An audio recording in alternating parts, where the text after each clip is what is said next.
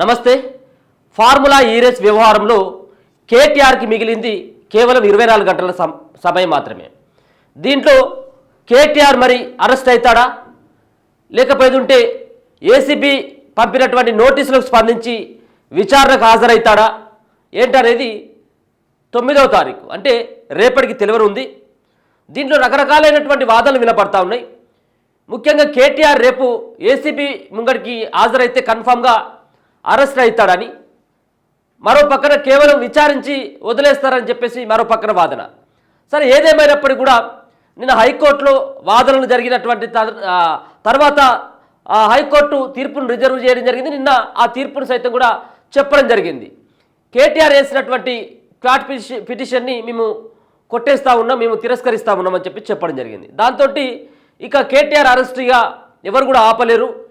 KTR అరెస్ట్కి అడ్డంకులన్నీ తొలగిపోయినాయి. Next ACP ముందుంది KTR arrest మాత్రమే అని చెప్పి. సో దీని తర్వాత పరిణామాలు చేంజ్ చెప్పినట్టుగా అర్థమవుతుంది. ఈరోజు 8వ తారీఖు. ఈరోజు ఒకవేళ కనుక కేటీఆర్ని ఏసీబీ అధికారులు ఒకవేళ అదుపులోకి తీసుకుంటే మాత్రమే కేటీఆర్ అరెస్ట్ అయ్యేటువంటి అవకాశం ఉంటుందన్నట్టుగా తెలుస్తూ ఉంది.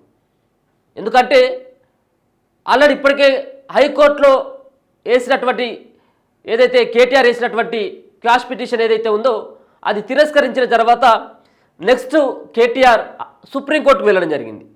సుప్రీంకోర్టులో సైతం కూడా ఎస్పీఎల్ పిటిషన్ కూడా ఆయన వేయడం జరిగింది. స్పెషల్ లీవ్ పిటిషన్ వేయడం జరిగింది. దాంట్లో హైకోర్టు ఇచ్చినటువంటి ఆ తీర్పును సవాల్ చేస్తూ ఆయనే దాంట్లో ఈ యొక్క ఎస్పీఎల్ పిటిషన్ వేయడం జరిగింది. సో ఎస్పీఎల్ పిటిషన్ కనుక బెంచ్ మీదకి అలాగే సుప్రీంకోర్టులో బెంచ్ మీదకి వచ్చిన తర్వాత కొంత కేటీఆర్ను అరెస్ట్ చేసేటువంటి అవకాశం ఉండదన్నట్టుగా తెలుస్తూ ఉంది. ఆ సంబంధించినటువంటి విచారణకు రాకముందుకే కేటీఆర్ను కనుక అదుపులోకి తీసుకున్నట్టు అయితే ఇక ఈ వేసినటువంటి పిటిషన్ చెల్లదట. సో ఇది అడ్వకేట్లు చెబుతూ ఉన్నారు. మరో పక్కన ఈ వేసినటువంటి పిటిషన్ ఏదైతే ఉందో ఎస్పీఎల్ పిటిషన్ ఏదైతే ఉందో స్పెషల్ లీవ్ పిటిషన్ మీరు వేసినంత కేటీఆర్ వేసినంత మాత్రాన కేవలం ఏకపక్షంగా ఆయన సంబంధించినటువంటి అడ్వకేట్లు వాదించేటువంటి దాన్నే కాకుండా ప్రభుత్వం తరపున కూడా మేము ఒక పిటిషన్ కేవియట్ పిటిషన్ వేస్తూ ఉన్నామని చెప్పి నిన్న ప్రభుత్వం సైతం సుప్రీంకోర్టులో పిటిషన్ వేయడం జరిగింది. అంటే ఒకవేళ సుప్రీంకోర్టుకి కేటీఆర్ వేసేటువంటి పిటిషన్ కనుక వచ్చినట్టు అయితే దాంతోపాటు మా వాదనలు కూడా వినాలని చెప్పేసి కేవియట్ పిటిషన్ నిన్ననే దాఖలు చేయడం జరిగింది ప్రభుత్వం. సో దీంట్లో మరి ఉన్నటువంటి సమయం కేవలం 24 గంటలు. ఈ 24 గంటల సందర్భంలోనే కేటీఆర్ని అదుపులోకి తీసుకోవాలి. అది జరగనట్టు అయితే ఇంకా కేటీఆర్ సంబంధించినటువంటి వ్యవహారం మరి ఇంకా తాత్సారమయ్యేటువంటి అవకాశం ఉన్నట్టుగా తెలుస్తూ ఉంది. సో దీనిపైన ఒకసారి మాట్లాడేటువంటి ప్రయత్నం కూడా చేద్దాం. రకరకాలైనటువంటి భిన్న అభిప్రాయాలు వ్యక్తం అవుతూ ఉన్నాయి. దీంట్లో 409 అనేటువంటి ఐపీసీ ఈ సెక్షన్స్ కూడా వర్తించేవి. దీంట్లో కేటీఆర్ ఎలాంటి అవినీతికి పాల్పడలేదు అని చెప్పేసి ఒక పక్కన కేటీఆర్ అడ్వకేట్లు కూడా చెప్తా ఉన్నారు. సో ఏదేమైనప్పుడు కూడా దీంట్లో 55 కోట్ల కుంభకోణం జరిగిందని చెప్పేసి ఒక పక్కన, లేదు దీంట్లో ₹1 అనా పైసా కూడా అవినీతి జరగలేదు అని చెప్పేసి కేటీఆర్ సంబంధించినటువంటి వాళ్ళు కావచ్చు, మిగతా సంబంధించినటువంటి బీఆర్ఎస్ పార్టీ నేతలు లేదు 55 కోట్ల రూపాయల కుంభకోణం జరిగిందని చెప్పేసి ఏమో ఒక పక్కన ప్రభుత్వం యొక్క వాదన. సో ఏదేమైనప్పటికీ కూడా మరి ఈ సంబంధించినటువంటి అంశంలో ప్రభుత్వం ఏ రకమైనటువంటి చర్యలు తీసుకోబోతా ఉంది, అలాగే ఏసీబీ ఎప్పుడు మరి ఆయనను అదుపులోకి తీసుకుంటుంది, రేపైతే కన్ఫామ్గా ఆయన అటెండ్ కావాల్సినటువంటి అవసరం ఉంటుంది. రేపు ఖచ్చితంగా ఏసీపీ ముంగడికి అటెండ్ కావాలి. మొన్ననే ఏసీపీ అధికారుల దగ్గరికి అంటే ఏసీపీ కార్యాలయ దగ్గరికి వచ్చి నన్ను అడ్వకేట్లతోటి లోపలికి అనుమతించట్లేదు కాబట్టి నేను వెళ్ళిపోతా ఉన్నానని చెప్పేసి మొన్న వెళ్ళిపోవడం జరిగింది. కానీ ఈసారి రెండోసారి ఏసీబీ అధికారులు నోటీసులు ఇచ్చిన తర్వాత 9వ తేదీన కన్ఫామ్గా మీరు రావాల్సిందే అని చెప్పేసి రెండోసారి నోటీసులు ఇవ్వడం జరిగింది ఏసీబీ. మరో పక్కన ఈడీ సైతం కూడా 16వ తారీఖున మా ముందుకు రావాల్సిందే మీరు విచారణకు అని చెప్పేసి నిన్న మాట్లాడుతూ కేటీఆర్ కన్ఫామ్గా నేను 9వ తారీఖు ఏసీబీ అధికారుల ముంగడికి వెళ్తాను, అలాగే నేను 16వ తారీఖున ఈడీ ఆఫీస్కి వెళ్తాను, ఈడీ అధికారులకు కూడా నేను సహకరిస్తాను, దీంట్లో ₹1 కూడా అవినీతి జరిగినప్పుడు నేను నాకు చెప్పడంలో ఎలాంటి ఇబ్బంది లేదు, కానీ నేను ఇయ్యనటువంటి స్టేట్మెంట్ని తప్పుగా రికార్డు చేసి ఇది ఒక రకమైనటువంటి దుర్మార్గమైనటువంటి చర్యలకు పాల్పడేటువంటి అవకాశం ఉంటుంది. అని చెప్పేసి ఆయన కొన్ని వ్యాఖ్యలు చేయడం జరిగింది. అందుకనే నేను అడ్వకేట్లను లోపలికి తీసుకువెళ్ళేటువంటి ప్రయత్నం చేస్తే ఇప్పుడు ఏసీబీ అధికారులు వద్దంటున్నారు. నేను దానికోసం అని చెప్పేసి నాకు సుప్రీంకోర్టు సైతం ఉంది, అందుకోసమే సుప్రీంకోర్టు సైతం కూడా నేను వెళ్తా ఉన్నాను. సుప్రీంకోర్టులో ఇంకా మిగిలే ఉంది.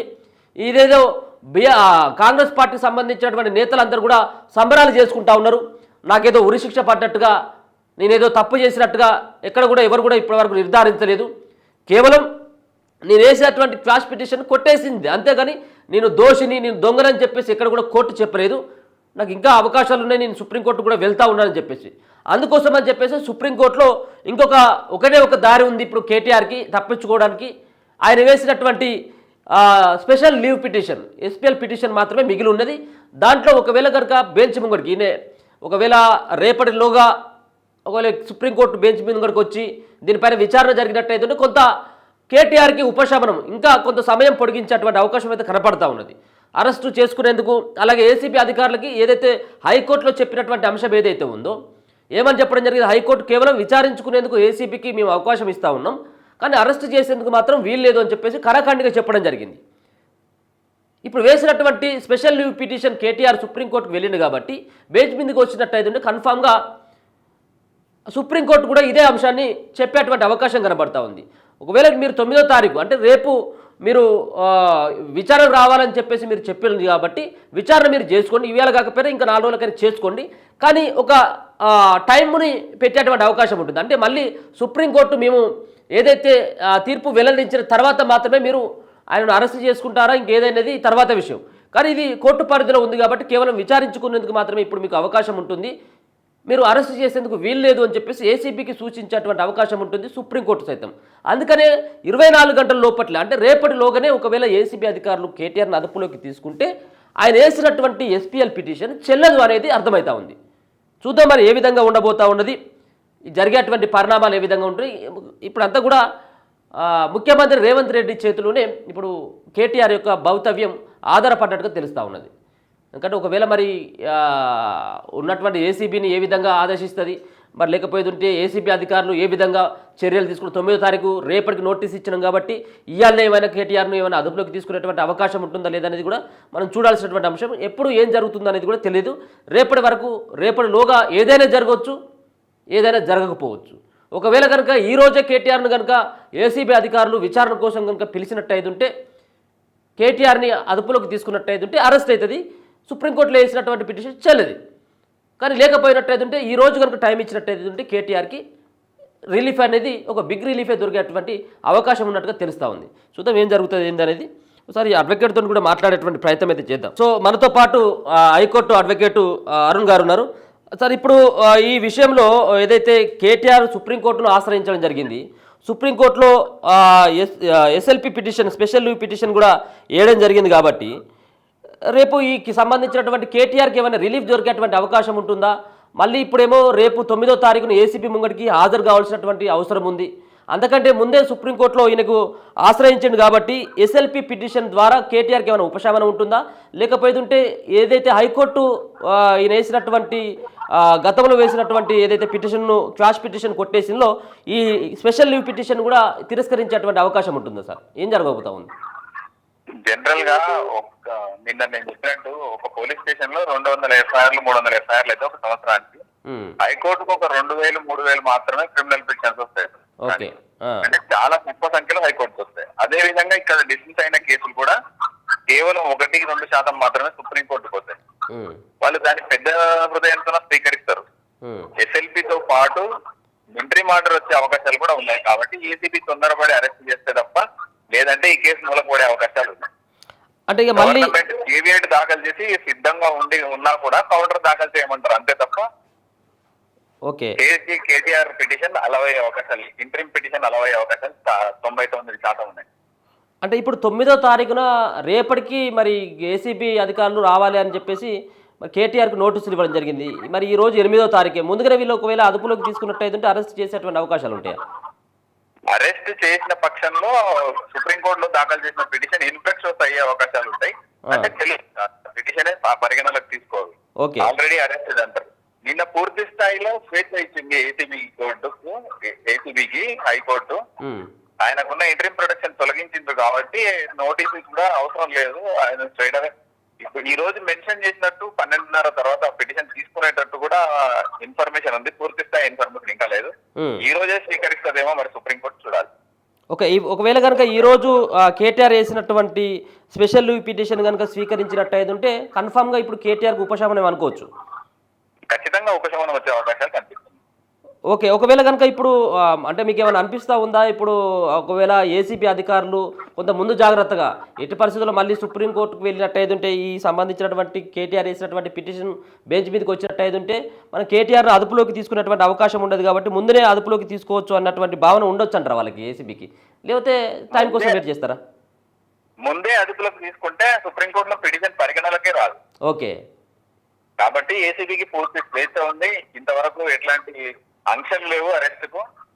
వాళ్ళు ముందుకు వెళ్తే అక్కడ ఉన్న పిటిషన్ కూడా చెల్లకుండా పోతుంది.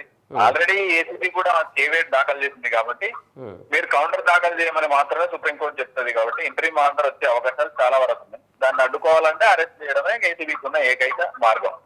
ఓకే, మరి ఇప్పుడు ఏసీబీకి ఇది అంతా కూడా విషయం తెలుసు కదా. ఒకవేళ మళ్ళీ ఈ కోర్టుకు వెళ్ళిన తర్వాత కేటీఆర్కి సంబంధించిన పిటిషన్ బెంచ్ మీదకి వచ్చిన తర్వాత కేటీఆర్ మనం అదుపులోకి తీసుకోవడానికి వీల్లేదు కాబట్టి మరి ముందుగానే మనం అదుపులోకి తీసుకోవచ్చు అన్నటువంటి భావన వాళ్ళకి లేదంటారా, వాళ్ళు తీసుకోరంటారా? ఇప్పటికి తెలియకపోవచ్చు. ఎందుకంటే కోర్టు ప్రొసీడింగ్ సుప్రీంకోర్టుకు ఏసీబీ ఎందుకు వెళ్తుంది?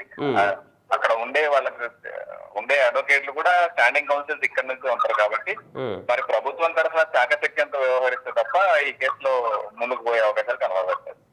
ఓకే, ఇప్పుడు మళ్ళీ కేవేట్ పిటిషన్ కూడా ప్రభుత్వం వేసింది కాబట్టి కేవలం కౌంటర్ మాత్రమే దాఖలు చేయాలన్నటువంటి అంశాన్ని సుప్రీంకోర్టు ప్రభుత్వాన్ని చెప్తుంది, అంతే కదండి? అంతే. దాని ద్వారా ఇప్పుడు అంటే ఎన్ని రోజులు ఉపశమనం ఉండొచ్చు? అంటే ఒక టైం పెడుతుందా, లేకపోతే సుప్రీంకోర్టు మొత్తానికి ఇప్పట్లో కాదన్నట్టుగా తెలుస్తుందా? అంటే కొంత టైం పీరియడ్ అయితే పెడుతుందా, పొడిగిస్తుందా? ఇప్పటి వరకు మీరు కేటీఆర్ అదుపులోకి తీసుకునేందుకు 2 వారాల గడువు 4 వారాల గడువు ఇస్తారు. అది కొనసాగుతూ పోతుంది అంతే. మనం చూసాం ఇక్కడ కూడా 20వ తారీఖు నాడు ఇంటరీమ్ ఆర్డర్ ఇస్తే అది 30వ తారీఖు నుంచి 31కి 31 నుంచి 7వ తారీఖు వరకు ఎట్లా కొనసాగిందో అక్కడ కూడా కొనసాగించుంటది అంతే. కాబట్టి ఆ కేసు మూలకు పడే అవకాశాలు ఉన్నాయి. కాబట్టి ఏసీబీ వెంటనే అరెస్ట్ చేసుకుంటే కేటీఆర్ ని ఏమైనా అవకాశాలు ఉంటాయి, కేసు ముందుకు తీసుకెళ్లే అవకాశాలు ఉంటాయి. కానీ దీన్ని చూస్తూ ఉంటే ఇప్పుడు ఈ పరిణామాలు చూసినట్టయితే ఏసీబీ నిన్నటి నుంచి కొంత ఎక్కడ కూడా అడుగులు అయితే ముందు అడుగు వేయలేదు. 9వ తారీఖు అని పెట్టినాం కాబట్టి 9వ తారీఖు విచారణ చేద్దాం అన్నటువంటి కొంత సగ్గునే ఉన్నట్టుగా కనబడతా ఉన్నది. అంత తొందరగా కేటీఆర్ను అదుపులోకి తీసుకున్నటువంటి అవకాశం అయితే కనబడట్లేదుగా స్పష్టంగా కనబడుతుంది ఇప్పుడైతే మనం చూస్తూ ఉంటే. లేదు, నాకున్న ఇన్ఫర్మేషన్ వాళ్ళు సెట్ వారెంట్లతో టెస్ట్ చేయడం జరిగింది. నిన్న ఆంధ్రాలో కూడా నెక్స్ట్ డే సంస్థ మీద దాడులు చేయడం జరిగింది. గ్రీన్ కో కంపెనీ మీద ఏసీబీ దాడులు చేసి డాక్యుమెంట్స్ ను సీజ్ చేయడం జరిగిందని నాకున్న ఇన్ఫర్మేషన్. ఓకే, మీరు అనుకుంటున్నారు సార్, మీరు ఎందుకంటే సీనియర్ అడ్వకేట్ కాబట్టి ఈరోజు కేటీఆర్ని అదుపులోకి ఏసీబీ అధికారులు తీసుకునేటువంటి అవకాశం ఏమైనా కనబడుతుందా? తీసుకోవాలనే కోరుకుంటున్నారు కేసు ముందుకు తీసుకెళ్లాలంటే. ఎందుకంటే స్టేట్ ఎక్స్పెక్టర్ ఇక్కడ మిస్అప్రోప్రియేట్ అయ్యింది 55 కోట్లు అనేది. ఎన్నో కేసులు ఉన్నాయి, ఇంకా కేవలం కొన్ని కేసులు మాత్రమే ముందుకు వచ్చిన సందర్భంలో అదుపులోకి తీసుకుంటే మిగతా విషయాలు కూడా ఆ విచారణలో బయటకు వచ్చే అవకాశాలు ఉన్నాయి. కాబట్టి రాష్ట్ర ప్రజలకు మేలు చేకూరాలంటే ఏసీబీ చాకచక్యంగా వ్యవహరించాలని నిన్ననే చెప్పడం జరిగింది. ఓకే, థ్యాంక్ యూ అండి, థ్యాంక్ యూ. సో ఇది అడ్వకేట్ గారు చెప్తున్నటువంటి అంశం. మొత్తానికైతే మాత్రం ఒకవేళ కనుక కేటీఆర్ను అదుపులోకి తీసుకుంటేనే ఈరోజు అరెస్ట్ అయ్యేటువంటి అవకాశం ఉంటుంది. లేకపోయినట్టయితే ఉంటే ఇక మళ్ళీ కేటీఆర్కి ఇదే రకంగా పొడిగించేటువంటి అవకాశం ఉంటుంది. కాబట్టి ఈ 2 వారాల గడువు, 4 వారాల గడువు, నెల గడువు అనేది ఇదంతా కూడా కేసు పక్కన పడేటువంటి అవకాశం ఉంటుంది. కాబట్టి ఏసీబీకి ఉన్నటువంటి ఏకైక లక్ష్యం ఇక కేవలం అదుపులోకి తీసుకొని ఇప్పుడు అదుపులోకి తీసుకున్నట్టయితే ఉంటేనే ఇక్కడ సుప్రీంకోర్టులో వాళ్ళు వేసినటువంటి స్పెషల్ లీవ్ పిటిషన్ ఏదైతే ఉందో అది సుప్రీంకోర్టు పరిగణలోకి తీసుకోదు. మరి ఇది అంతా కూడా ఏసీబీ అధికారులకు తెలియవచ్చు. అంతే, చూద్దాం మరి ఏం జరుగుతూ ఉంది.